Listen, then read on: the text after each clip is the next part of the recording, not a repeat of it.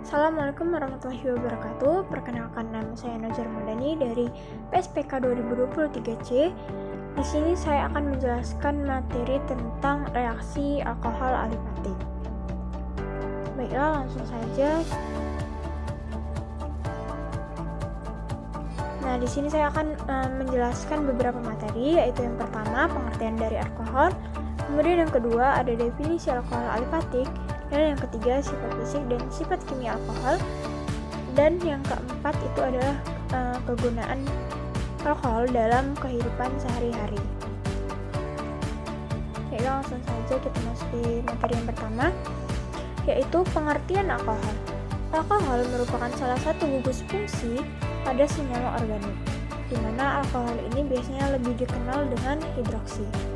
Nah, perlu kita ketahui bahwa gugus fungsi adalah suatu susunan atom spesifik yang mempengaruhi kereaktifan dan sifat dari molekul, di mana gugus fungsi hidroksi dapat terikat pada rantai alifatik maupun aromatik. Namun pada video pembelajaran kali ini saya akan membahas tentang alkohol alifatik. Alkohol alifatik, di mana alkohol alifatik merupakan cairan yang sifatnya sangat dipengaruhi oleh ikatan hidrogen, di mana dengan bertambah panjangnya rantai maka pengaruh gugus hidroksil yang polar terhadap sifat molekul menurun. Sifat molekul yang seperti air berkurang, sebaliknya sifatnya lebih seperti hidrokarbon. Kemudian alkohol alifatik ini juga merupakan senyawa turunan alkana yang salah satu atom hidrogennya digantikan oleh gugus hidroksi terikat pada sistem cincin senyawa tersebut. Contoh senyawa alkohol alifatik ini adalah metanol dan etanol. Selanjutnya kita akan membahas sifat fisik dari alkohol. Sifat fisik alkohol yang pertama itu dari titik didih alkohol, di mana alkohol umumnya memiliki titik didih lebih tinggi dibandingkan hidrokarbon lain yang memiliki massa molekul yang sama. Hal ini disebabkan karena adanya ikatan hidrogen antar molekul antara gugus hidroksil molekul alkohol. Kemudian yang kedua itu ada kelarutan alkohol, di mana kelarutan alkohol dalam air diatur oleh gugus hidroksil yang ada. Gugus hidroksil dalam alkohol terlibat dalam pembentukan ikatan hidrogen antar molekul.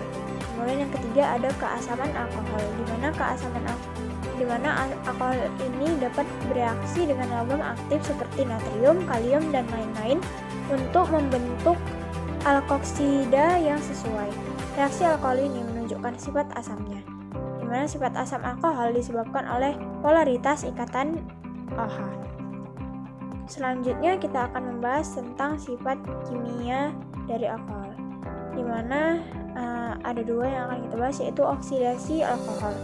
Oksidasi alkohol ini mengalami oksidasi dengan adanya zat pengoksidasi untuk menghasilkan aldehida dan keton yang setelah oksida lebih lanjut menghasilkan asam karboksilat.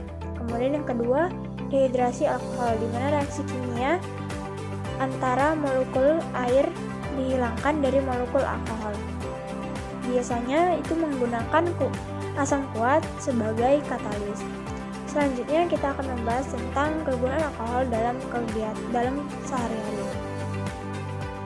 Ada beberapa jenis alkohol yang dapat kita ketahui, yaitu yang pertama, metanol. Alkohol jenis ini bermanfaat sebagai bahan pelarut plastik sampai bahan pembuatan pupuk. Selain itu, metanol berfungsi untuk membuat senyawa-senyawa lain seperti metil ester, asam etanoat, dan formaldehid. Kemudian yang kedua itu ada etanol, di mana alkohol jenis ini yang sebenarnya digunakan dalam minuman beralkohol. Selain menjadi bahan minuman, etanol juga dapat dimanfaatkan pada pewarna makanan, obat-obatan, pelarut parfum, sampai disinfektan untuk pembersih luka. Kemudian yang ketiga itu ada gliserol, di mana alkohol jenis ini bermanfaat sebagai bahan obat-obatan, pelumas, dan berbagai fungsi lainnya yang ada di bidang kesehatan.